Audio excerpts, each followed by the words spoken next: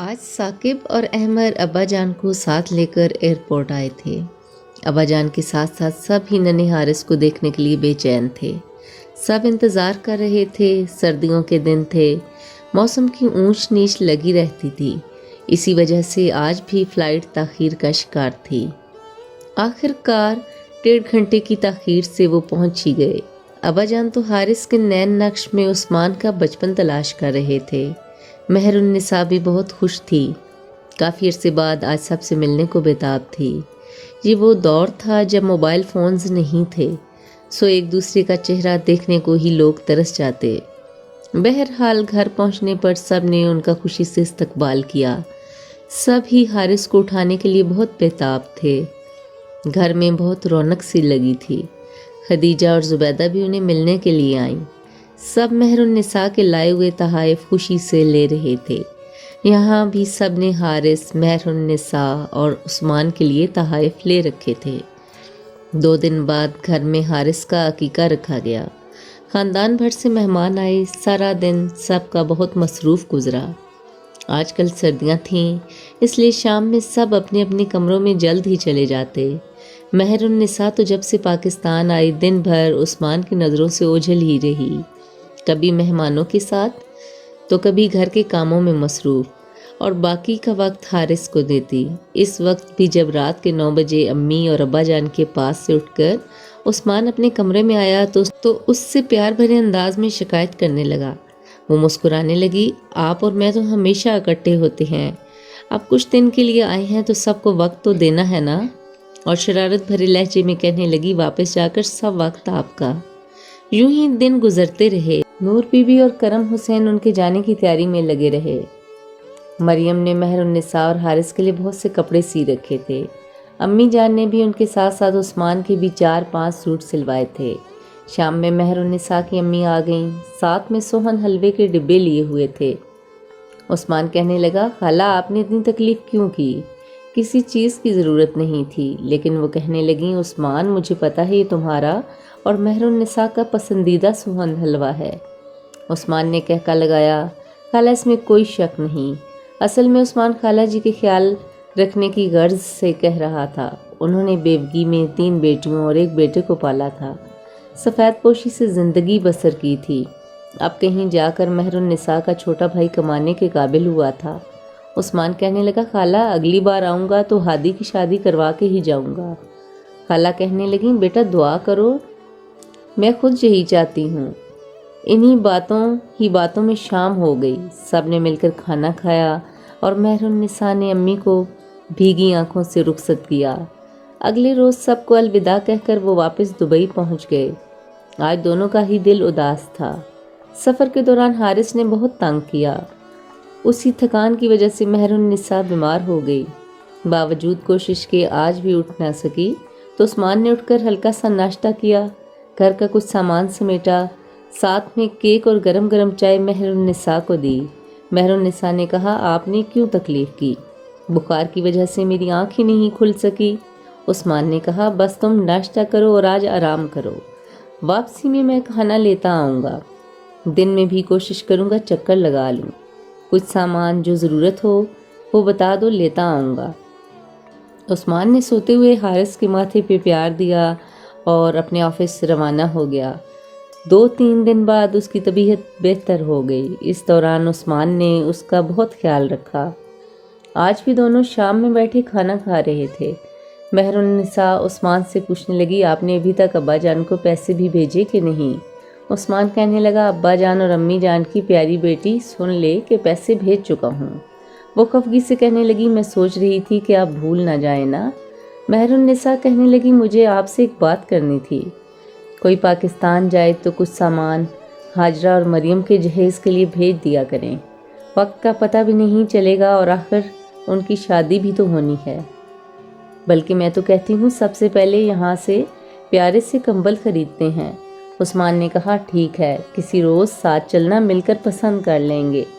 मेहरुन्निसा से उस्मान की शादी का फ़ैसला बहुत अच्छा साबित हुआ था। उस्मान उसका ख्याल रखता और वो बाकी सब घर वालों का। साल गुजरते रहे। उस्मान के घर में 4 बेटे और 1 बेटी हो गई और हर 2 साल बाद पाकिस्तान का चक्कर लगता। سب سے ملاقات ہوتی۔ اب احمد اور ثاقب بھی اپنی اپنی زندگی میں سیٹ ہو گئے تھے اور محبوب بھی ابا جان کے ساتھ حکمت کے کام میں ہاتھ بٹاتا تھا۔ ابا جان نے کئی بار اسے رقم بھیجنے سے منع کیا، لیکن وہ ابا جان کے شانے سے شانہ ملا کر کھڑا رہا۔ دوسری طرف حاجرہ کی بھی شادی ہو گئی اور احمد، ثاقب اور محبوب کی بھی۔ اب صرف مریم رہ گئی گھر میں۔ ابا جان، امی جان، محبوب اور اس کی بیوی، بچے اور مریم ہوا کرتے۔ احمد اور ثاقب کے اہل خانہ ان کے ساتھ ہی رہتے۔ چھوٹے ہونے تک تو بچوں کو دبئی میں پڑھائی کا مسئلہ درپیش نہ آیا، لیکن اب جب عثمان کی اکلوتی بیٹی میرب کی پڑھائی کی بات ہوئی تو انہیں کوئی کالج پسند نہ آیا۔ اس لیے مہر النساء اور عثمان نے بچوں کی بہتری کے لیے فیصلہ کیا کہ مہر النساء بچوں کو لے کر پاکستان شفٹ ہو جائے۔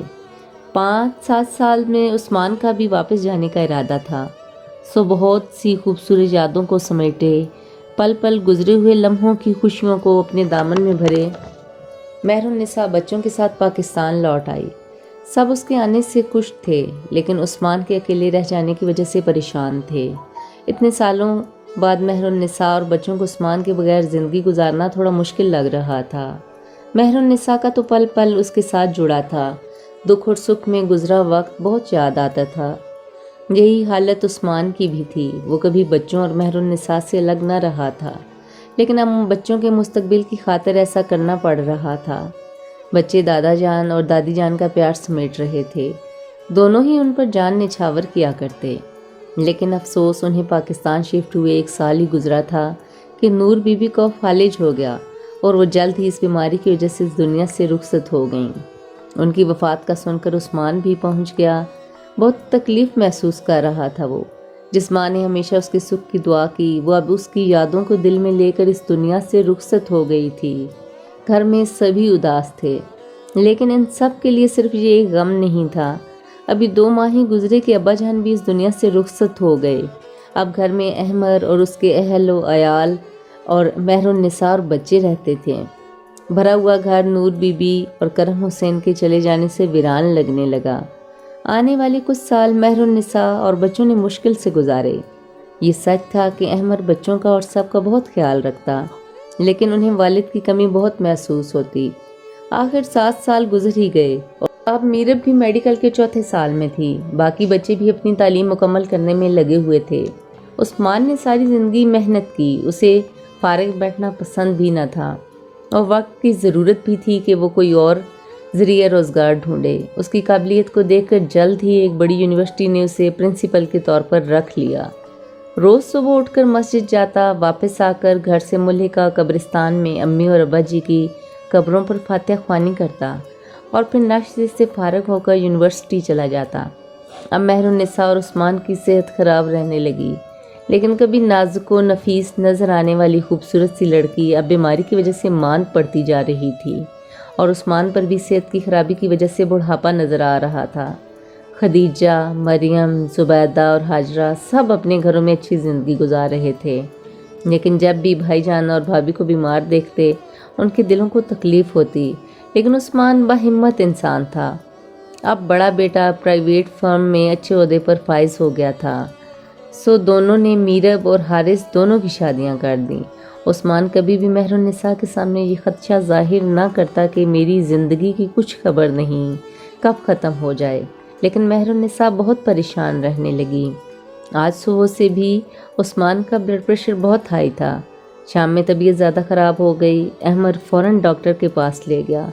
رستے میں ہی عثمان کو ہارٹ اٹیک ہوا، جس خبر سے سب کے پاؤں تلے سے زمین نکل گئی، لیکن مہر النساء کی گڑ گڑا کر خدا کے حضور سجدے میں مانگی ہوئی دعائیں رنگ لے آئیں اور وہ کچھ دن ہاسپٹل ایڈمٹ رہنے کے بعد خیریت سے گھر آ گیا۔ مہر النساء بھی اندر ہی اندر ہمت ہارتی جا رہی تھی۔ عمر کے اس حصے میں بھی وہ عثمان سے بے پناہ محبت کرتی تھی۔ آج میرب بھی بہت دن رہنے کے بعد گھر واپس جا رہی تھی اور ابو سے گلے مل کر بےتابی سے رو رہی تھی۔ عثمان نے ماتھے پر پیار دیا اور دلاسا دیا، بیٹا اب تو میں ٹھیک ہو گیا ہوں، آپ سب کی دعاؤں سے، آپ سب فکر مت کرو۔ باقی بچے بھی یونیورسٹیوں میں تعلیم حاصل کر رہے تھے، لیکن سب سے چھوٹے بیٹے نے کچھ عرصہ پڑھائی کو روک دیا اور گھر پر ابو کی دیکھ بھال کرنے لگا۔ آج بھی ضرورت کا سودا سلف لینے گیا تو اچانک سے عثمان کا سانس اکھڑنے لگا۔ مہر النساء نے فوراً بھاگ کر اسے آکسیجن ماسک لگایا اور آکسیجن سلنڈر آن کیا۔ عثمان کو اپنی تکلیف سے زیادہ مہر النساء کی آنکھوں میں نظر آنے والی تکلیف توڑ دیتی۔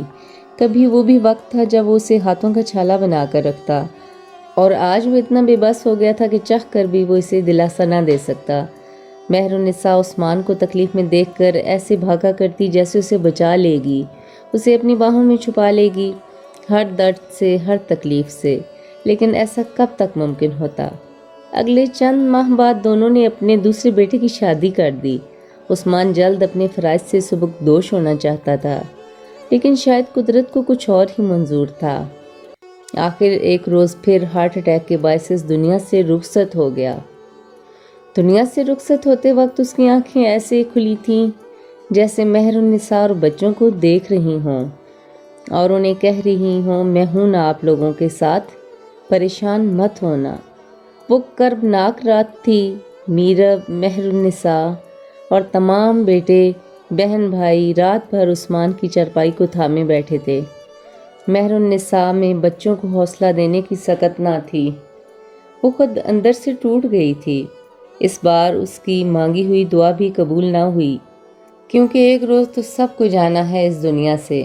وہ دل ہی دل میں اپنے رب سے التجا کر رہی تھی، یا رب تو نے دنیا میں میرا ہم سفر، میرا سہارا، میرا آسرا لے لیا، اب تو ہی میرے بچوں کا وارث ہے، مجھے اور بچوں کو صبر دے دے، ہم تیری رضا میں راضی ہیں۔ وہ خود بھی نہیں جانتی تھی ان سب کو صبر کیسے آئے گا۔ اس نے تو عثمان کی بیماری میں بھی کبھی نہیں سوچا تھا کہ کبھی اس کے بغیر بھی رہنا ہوگا۔ خدیجہ، ہاجرہ، مریم، زبیدہ اور سب بہن بھائی اشک بار تھے۔ اپنے پیارے بڑے بھائی کو اس دنیا سے رخصت ہوتے ہوئے دیکھ کر وہ سب دکھی تھے۔ امی ابو کے جانے کے بعد بڑے بھائی والدین کے برابر تھے۔ عثمان کے چلے جانے کے بعد مہر النساء نے آہستہ آہستہ خود کو بچوں کے ساتھ بہلانا شروع کر دیا، لیکن زندگی میں بار بار یہ خیال آتا کہ ابھی عثمان آئے گا اور پوچھے گا، مہر النساء تم نے کھانا نہیں کھایا؟ مہر النساء تمہاری طبیعت تو ٹھیک ہے نا؟